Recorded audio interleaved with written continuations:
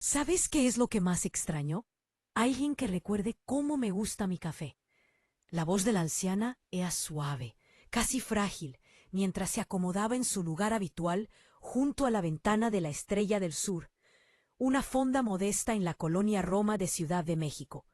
Sus manos temblaban ligeramente mientras desdoblaba el periódico Reforma, más por costumbre que por verdadero interés en la lectura estos últimos tiempos. Las páginas crujían suavemente entre sus dedos artríticos y tenía que acercar el periódico muy cerca de su rostro para descifrar los titulares, incluso con sus lentes.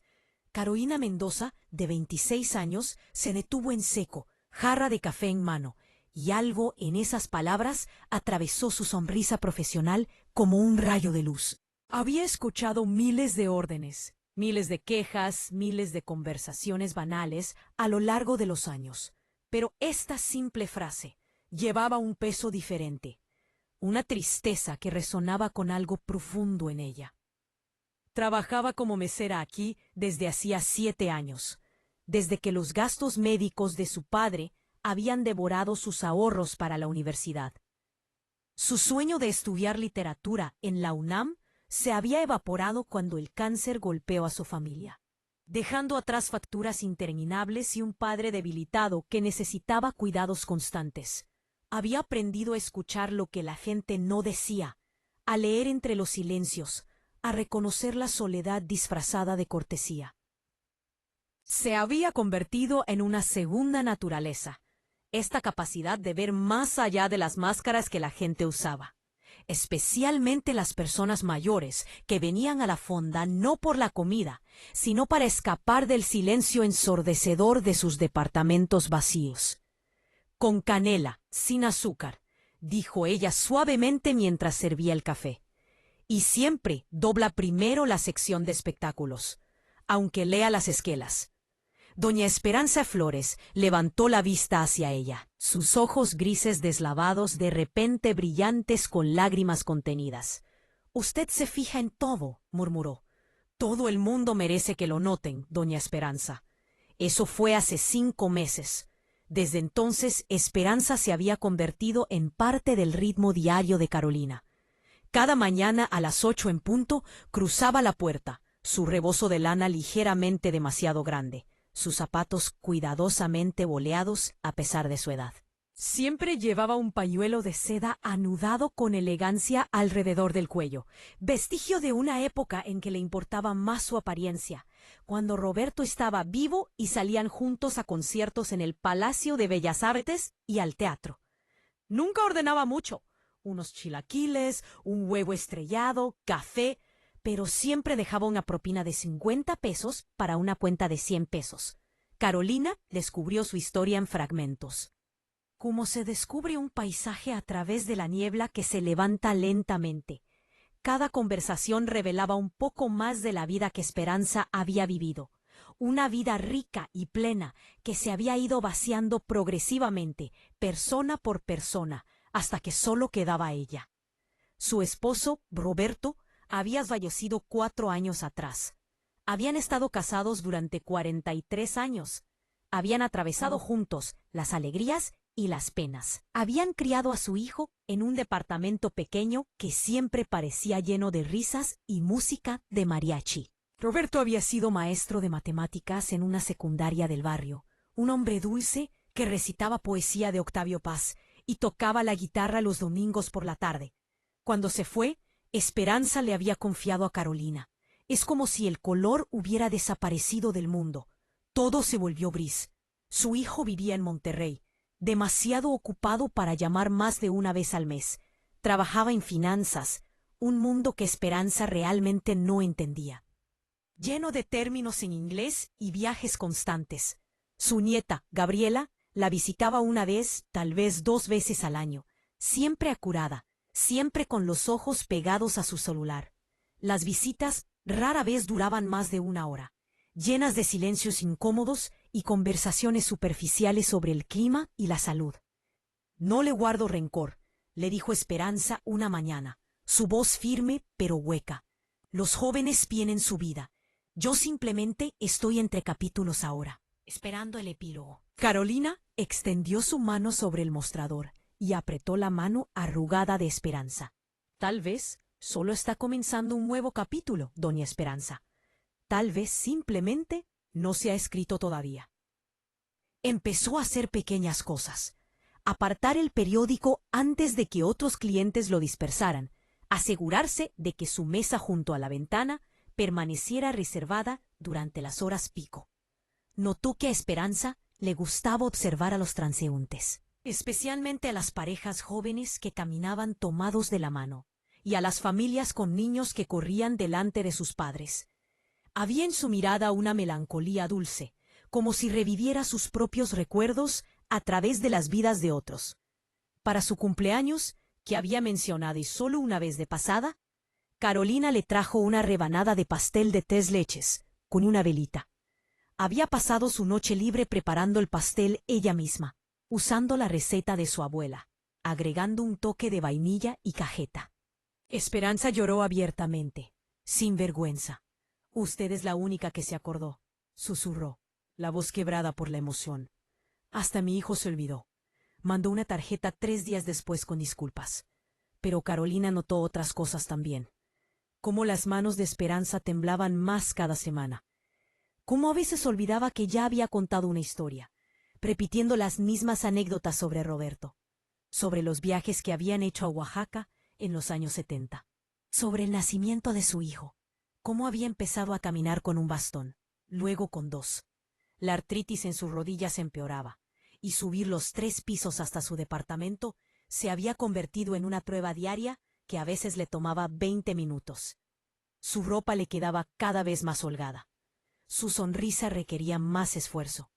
Había comenzado a perder peso, y Carolina se preocupaba de que no comiera lo suficiente cuando estaba sola en casa. Un jueves no vino. Carolina sintió esa ausencia como un latido perdido, un vacío en la rutina de la fonda. Miró el reloj cada 10 minutos, esperando ver la silueta familiar de Esperanza cruzar la puerta. Al mediodía ya no pudo soportar la preocupación.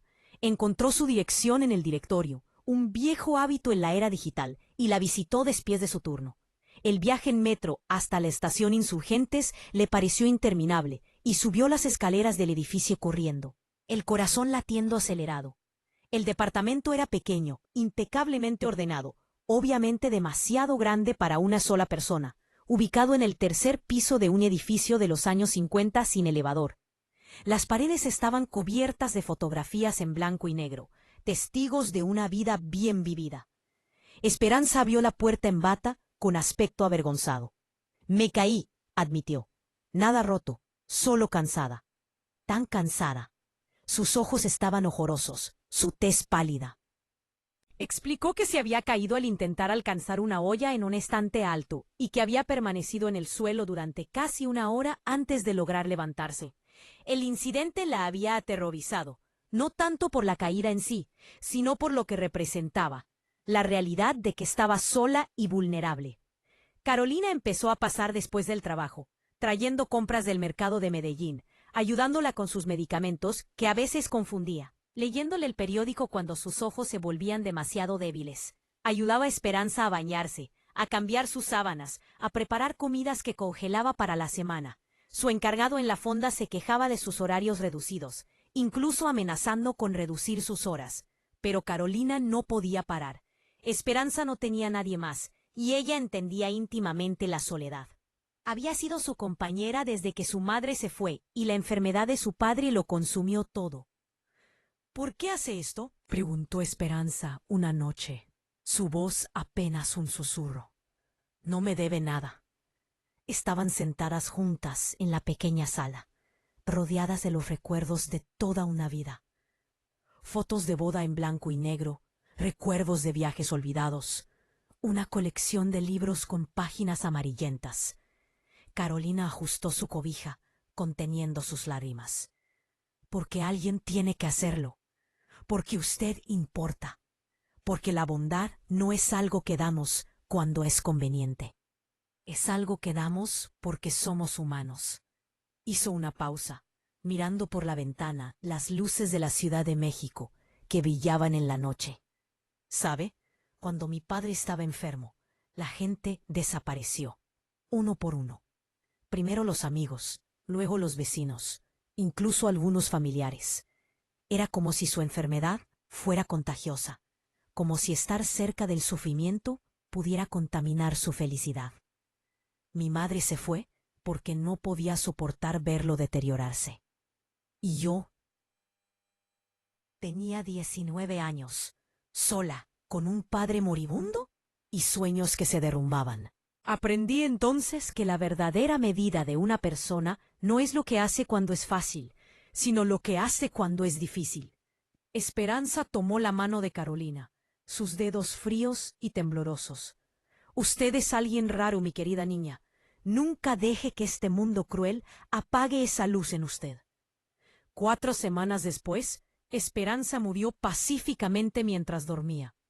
Carolina se enteró cuando la enfermera de cuidados paliativos llamó un martes por la mañana, justo antes de la apertura de la fonda. La voz de la enfermera era suave pero directa, profesional en su compasión. La señora Flores se apagó esta madrugada cerca de las 3. No sufrió. Simplemente dejó de respirar, como si se quedara dormida. Tenía su número en su mesa de noche con una nota diciendo que la llamara usted primero. Carolina se quedó, pero 3 semanas después, Gabriela apareció en la fonda, flanqueada por 2 abogados. El corazón de Carolina se hundió.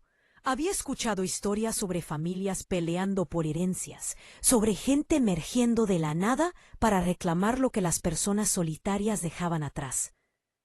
Señorita Mendoza, dijo formalmente uno de los abogados, necesitamos hablar con usted sobre el testamento de la señora Esperanza Flores.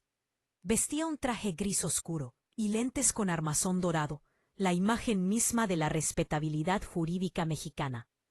Las manos de Carolina temblaron. No quiero nada, solo quería que ella se sintiera importante. No llegué a su vida para heredar nada, llegué porque era lo correcto. Gabriela dio un paso adelante, y Carolina vio algo inesperado en sus ojos. Vergüenza, profunda y cruda, pero también algo más, una vulnerabilidad que no había mostrado en el panteón. Mi abuela le dejó el departamento, pero no es por eso que estamos aquí. Su voz temblaba ligeramente, el barniz profesional comenzando a agrietarse.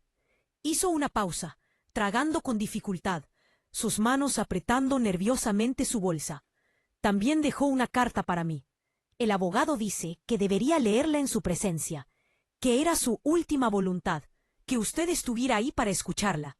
Se sentaron en la mesa habitual de Esperanza. El abogado le entregó a Gabriela un sobre amarillento y cuidadosamente sellado.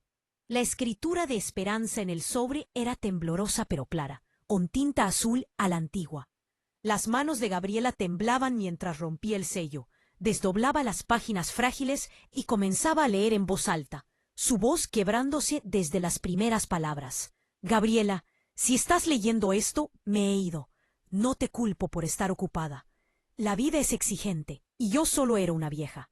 Tuve mi vida, mis momentos de gloria, mis años de felicidad con tu abuelo. Pero quiero que sepas todo sobre Carolina Mendoza.